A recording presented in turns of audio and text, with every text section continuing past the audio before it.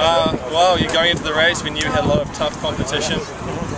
You know, we really didn't know a whole lot going in. All we knew was that we're going to give it our best and, you know, hope for the outcome. And you know, going from, you know, walking through the race, you know, we had it seemed like a strong start.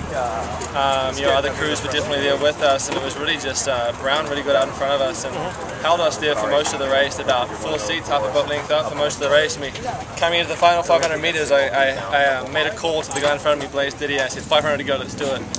And a few of the guys rallied around that, and we just started to kind of, you know, kick it into 5th gear, right? And then 350 to go, there was still about 3 seats down, and we just gave it we went to that next level, I guess, and just gave it everything. Just eyes on the boat and just it's all on, right? So and then we just finally started to come back, and then about 100 meters to go, we're still down, and then with about 80 to go, I looked across and saw that we're even, and in that moment I had a feeling that we were gonna do it, because, you know, we had momentum. And so, you know, Brown was very strong crew.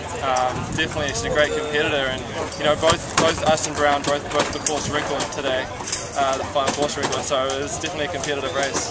As a seat, your seat. Yeah, that's right. How important was it to win your last race? Very important. You always want to go out with a bang. Michael Callahan has a saying: "It's not how you start, it's how you finish." Right. And it's definitely very important for me. You know, going into this race and even this regatta, I was definitely keeping that in mind. You know, this is my last race. I've got to go out with a bang and put a final stamp on my career at Washington and career as a rower as a whole, right? So it was very important. You know, looking down that 2,000 meter course at the start line, I said to myself, 8 years of rowing, 2,000 meters to go. Like, let's do it. You know, it was a lot of fun. It was the most exciting race I've ever done.